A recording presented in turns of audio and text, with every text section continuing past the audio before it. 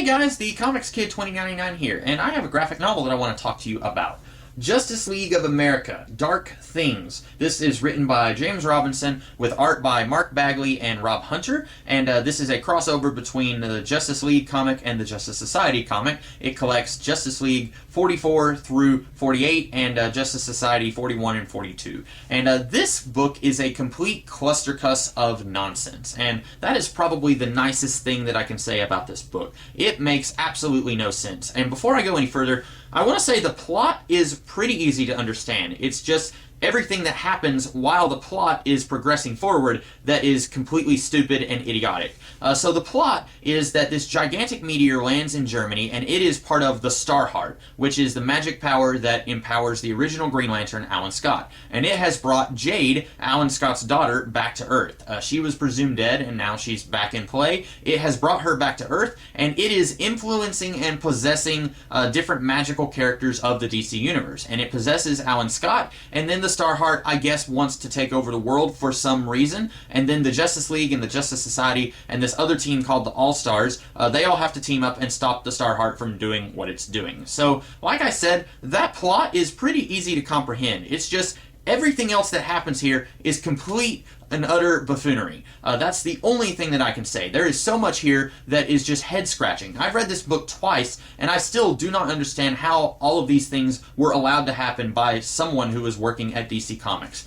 There is one point where Jade has combined with her brother, which is weird and stupid, and they are evil, and they are spouting just really dumb nonsense platitudes. Not platitudes. They keep screaming the same thing at Kyle Rayner, who just shows up at one point, and then out of nowhere, Jade has the powers of a White Lantern, and she has a White Lantern ring for about 2 pages, and then the White Lantern ring disappears, and then the fight goes back on like it was not even interrupted in the first place. I don't understand why this White Lantern ring comes into play and doesn't do anything. It doesn't have any impact on the story. It just comes and leaves just as soon as it came in. Like I said, there's a whole bunch of characters here because you've got 3 superhero teams: the Justice League, the Justice Society, and the All-Stars. You've also got a whole bunch of other characters who are not part of any of those teams who just show up. Like 4/5 of the way into this story, it's still introducing new characters into this story. Kyle Rayner shows up very late in this story. Also, Mr. Miracle, he shows up at one point, and he's kind of sort of important because he breaks into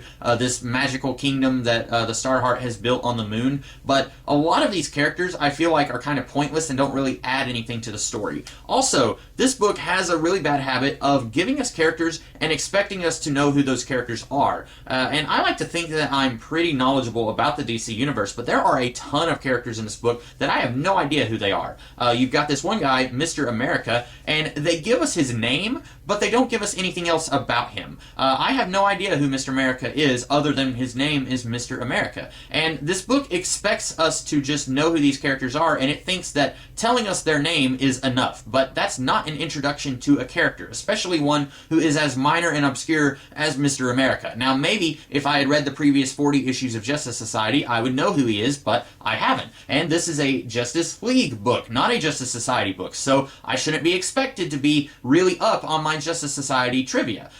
This book really should have trimmed about half of these characters out of the story. It really didn't need all of these characters in it, and it just feels so stuffed and overwhelmed because there's so many of these characters in it. Also, like I said, this is a Justice League story, and I really don't think it had to be. I think this should have been more of a Justice Society story. It brings Jade back to Earth. Jade has always been more of a Justice Society character because of her relationship with Green Lantern of the Justice Society, and also the Green Lantern is possessed by the Starheart, and he is a Justice Society character, not a Justice League character, at least not this Green Lantern. So I feel like this should have been all contained within the Justice Society book. The only thing that really happens here is that this version of the Justice League is only 4 members at the beginning of this book, and by the end of this book, Jesse Quick from the Justice Society and Supergirl, they have joined this Justice League team. So this story did bring 2 new members into this version of the League, so I guess they felt like they needed a crossover between the Justice League and the Justice Society to warrant having Jesse Quick go from the Justice Society to the Justice League.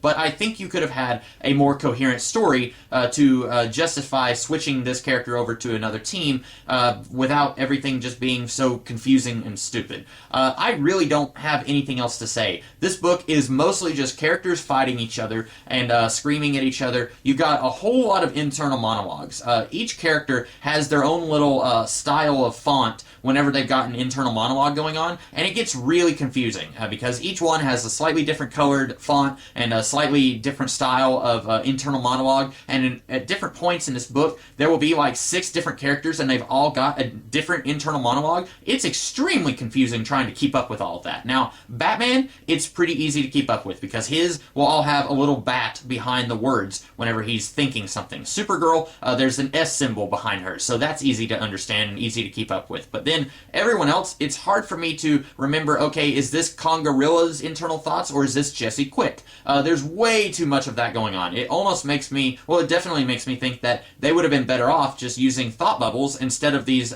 little squares that represent their thoughts, because at least with thought bubbles you can tell which character is thinking which thing. And also a lot of these internal thoughts you could have just taken them out and it wouldn't have really changed the story. It wouldn't have made the story any more confusing than it already is.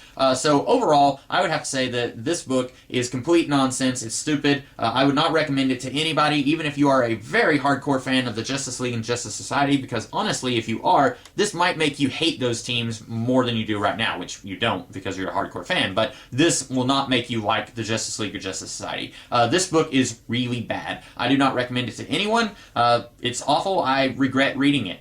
So those are my thoughts on this book. I hope that you guys liked this video, and if you did, be sure to like, share, comment, and subscribe, and I will be back later in the week with some other videos. In the meantime, you guys have a great rest of the day. Catch you later.